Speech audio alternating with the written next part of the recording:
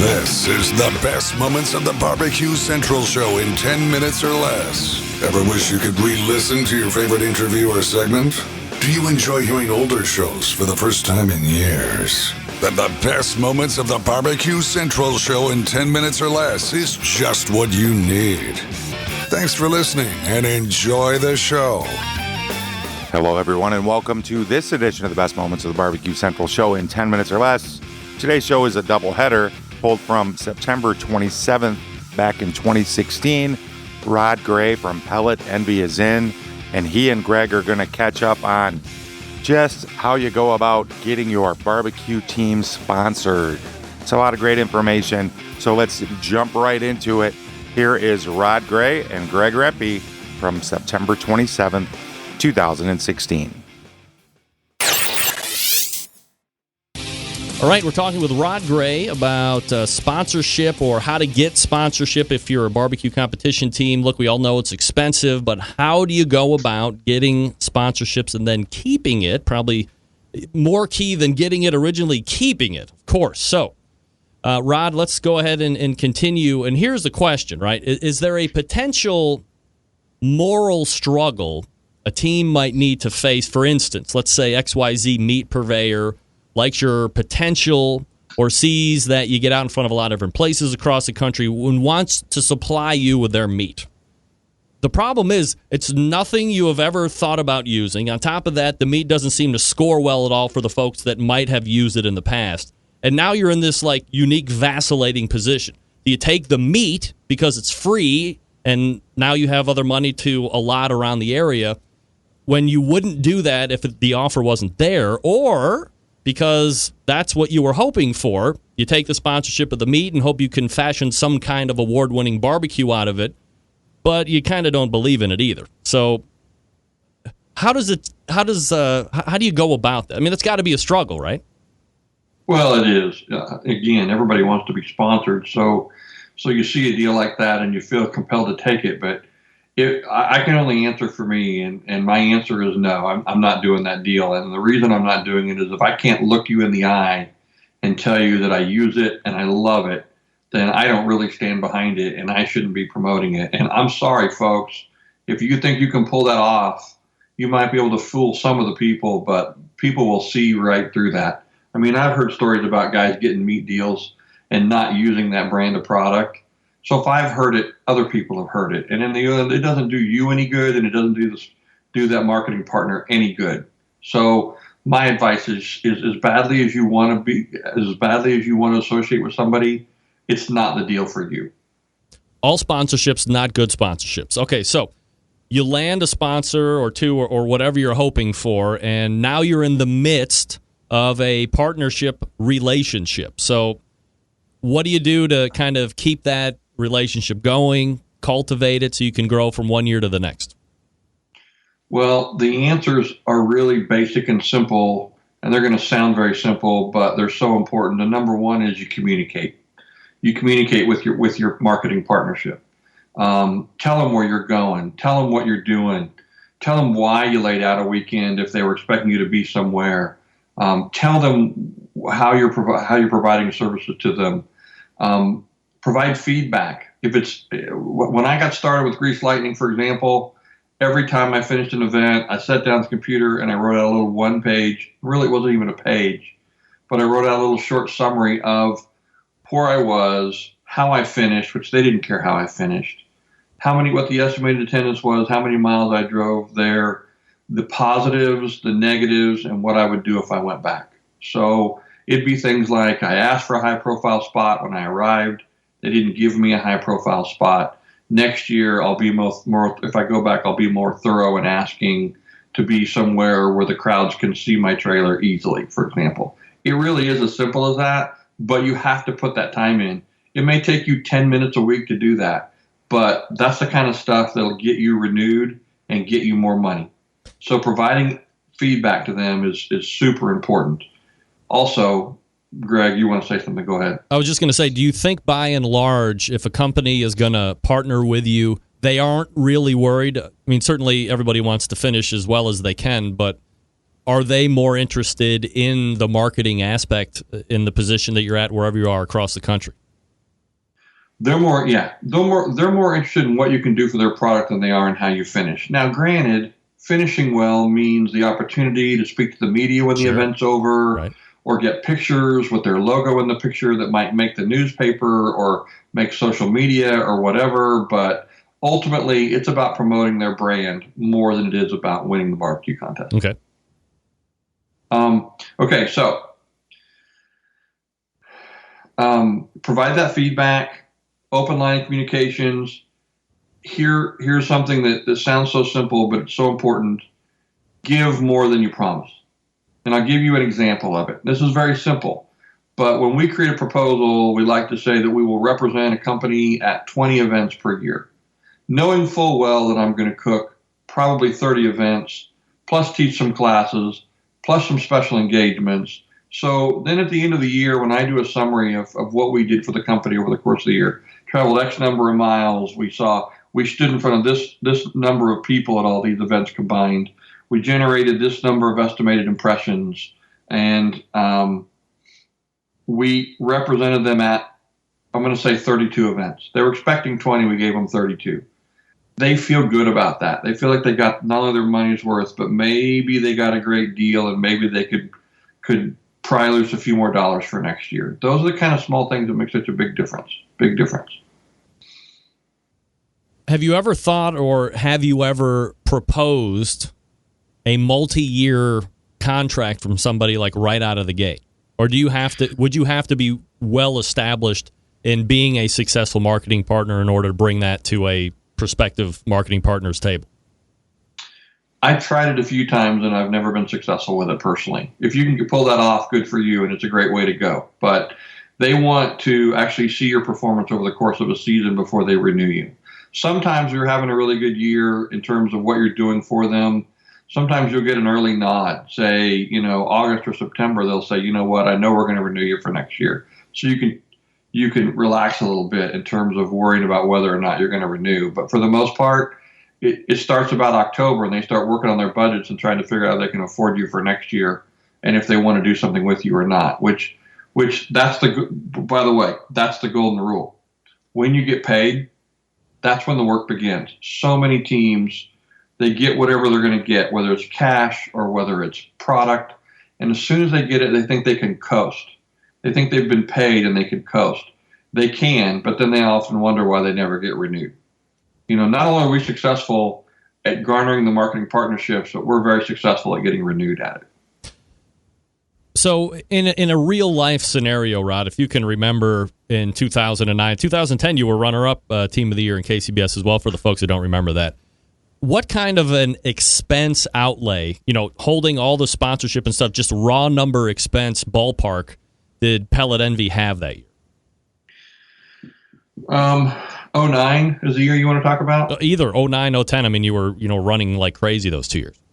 Well, here I can put it to you this way, and we can try to do some math. But when I cook a local contest, I figure my expenses are about $500. When I cook a intermediate range contest like going to Nashville or going to Denver, or even out a little further, I figure a contest is about $1,000. And then when I get further than that, if I go to Florida or DC or Vegas or wherever, I figure a contest is $1,500 to $2,000. So if you look through your schedule and put those numbers next to them, you'll come up with a number. Now, the price of meat has escalated. We've become like NASCAR. We have to have the $200 briskets, and we have to have the special overnighted frozen chicken, and I don't do that, but we have to have all this stuff that's changed that a little bit, probably by a couple $100, I would guess. But those are the numbers I used to use to kind of figure out what my season was going to cost me. To put in your request for a future show, please contact John Solberg via email at johnjon@bbqcentralshow.com. Before we jump into the second segment today with Rod Gray and Greg Rempe talking about sponsorship, I'm going to ask you if you are following the Big Barbecue Central Show on social media, and I have news for you.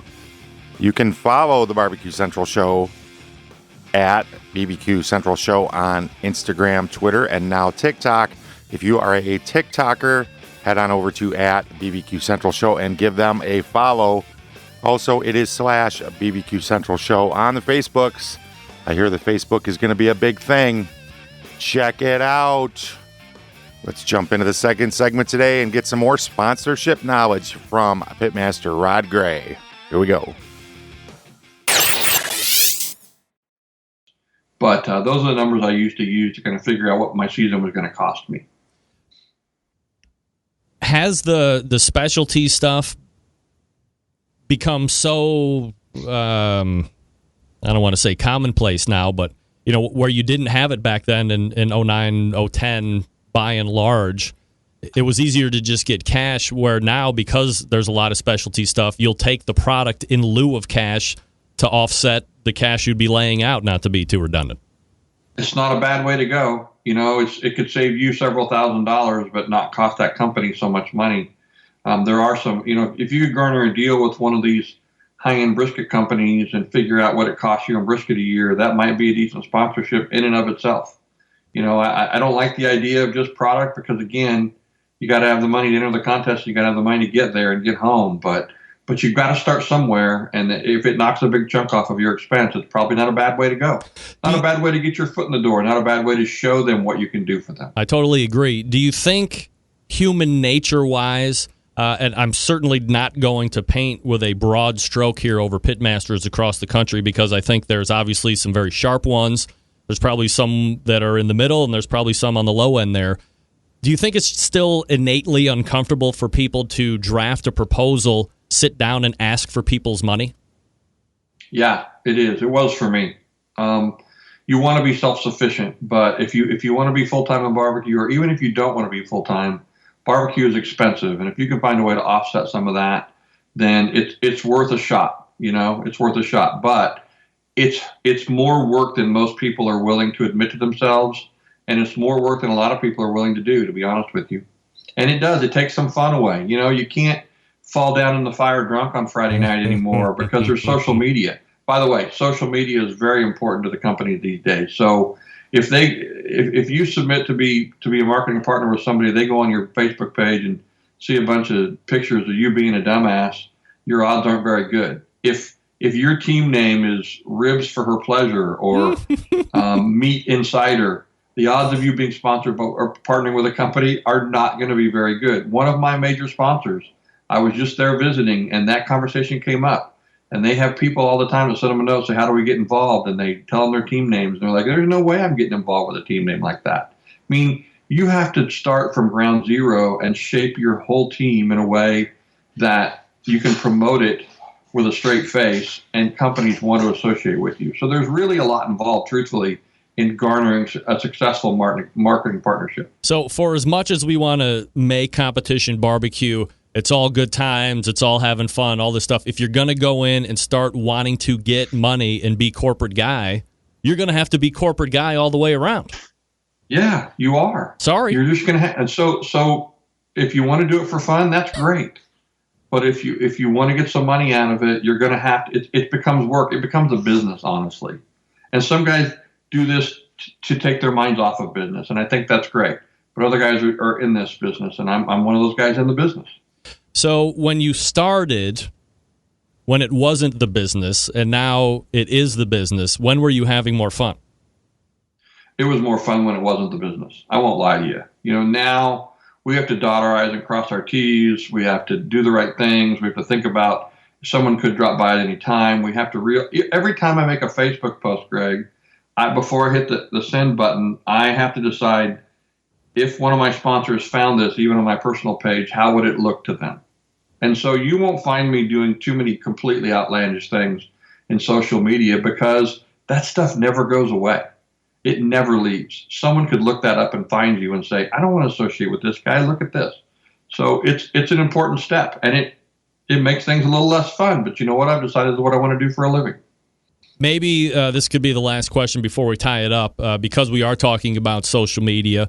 I don't know if everybody's super savvy on it, but if you are lucky enough to get a marketing partnership, are there, steps and advice you give people when running a Facebook page and an Instagram page and a Twitter page to make sure that they don't pitfall themselves? And build the following and build, the traffic and all this, redirect to the corporate sponsorships, all that other stuff. Well, all that stuff needs to be done. I most of the time I get a pretty specific question from folks, and if I get too generic question, I could type my fingers off trying to answer it. So the questions I get, I try to narrow them down to being something more specific about. If they're saying, "Hey, did I leave money on the table? Here's what I want to do. Here's what I want to ask for. You think there's a good combination?" And I'll try to answer that as honestly as I can and say, "I think you're asking for too much, or I think you're doing too little, or I think you're leaving money on the table." I have a very good friend who called me and was excited because they garnered a sponsorship, and we talked about the details, and he made the ask and they accepted it like that. Yep. And I'm telling you right now, he left money on the table, but he was happy with it. So good for him. And that's probably, where it needs to be at. If you think it's a good deal and the company thinks it's like buying a car. If everybody thinks they got a good deal, maybe you don't want to know the dirty secrets behind it. If you're happy, you're happy. And sometimes you just have to feel that way, honestly. You've got to let go of the fact that maybe I left money on the table, maybe I didn't, but it's what I asked for, it's what I got, and we're going to do this thing, and if it turns out to be more effort than value, then we'll go back to the table next year. But we've got to make the best of it now, because if we don't do it well, we won't get back to the table next year. So we are putting together a plan, proposal, if you will, getting it out to potential, and you want to identify the people you want to partner with too, and maybe not have the same avenues and not have the same runs to the people like, the guy you're wearing on your hat there. I mean, everybody sees Yeti around anymore. And there seems to be like that stalwart group of people everybody wants to get sponsorship from. So maybe you can whittle it down a couple tiers, get a couple more partners, and do it that way versus just trying to go right at the top of Mount Rushmore. I agree with that completely. And you know what, guys, if you don't have a sponsor, I will tell you that going after the sponsors of people of other teams is probably not the best way to go about it. I mean, I can't tell you the number of times Yeti gets a contact about sponsorship. They'll find you. A company like that that's already involved in barbecue, for the most part, they'll find you. Go find somebody like them. And I see guys that are getting other cooler sponsorships, and good for them, but that's kind of the way to do it. Don't have an original idea. Go after somebody that's similar, or go after somebody for a product you already use and love, and tell them why you use and love it, and tell them how it would be beneficial to be promoted in the barbecue arena. That's the thing to do with it. Proposals, and then once you get the sponsorship, prepare to put in the work during the season so you can get renewed season after season, hopefully. And communicate and keep your name in front of them with weekly or monthly or quarterly reports of what you're doing for them, so they know where their money's going, so they feel good about what you're doing. Pitch them ideas. Sherry and I pitched that idea where we were trading bottles of Grease Lightning, and we didn't know if they'd take it, and they loved it in the end. We called it an amnesty program, and we had a great time with it there for a couple of years. It was great. But you can pitch them ideas. Most of the time they're going to say no, but once in a while they might take it. But get involved with them. Give them feedback, things like that. Tell them things you could use to hand out to teams that would keep their name in front of them. You can actually be involved in it. Do what you say you're going to do, but perhaps go above and beyond, right? Yes. Above and beyond. You've always got to give more than you promised. Come on. You always have to make them feel like you are providing value. All right. So it does seem like, we're like business 101 here, but if you keep getting the same questions, we got to have a place where people can go listen to the great knowledge that is disseminated across the barbecue universe. And that's why Rod Gray and I are here for you people, for crying out loud. What do we have to do? Spell it all out? Fine, we did that this time. Spell it all out, they did. Believe it or not, there is a whole untouched segment of this sponsorship show with Rod Gray. And if you head over to the bbqcentralshow.com, there will be a link in the show notes that it's going to get you right there. Go get that other segment. The first segment is Virgin Territory. If you haven't heard this, there's a lot of great information in there. So much so that it may even become another Best Moments show. Would you like to get that? Shoot me an email, johnjon at the bbqcentralshow.com, and I can make that happen, I think. Don't forget, while you're over at the bbqcentralshow.com, subscribe to the Barbecue Central Show via podcast. You will never miss an episode of this show or the really big Barbecue Central Show again. Thank you so much for checking it out. Till next time, I'm your host, John Solberg. I look forward to talking to you again soon.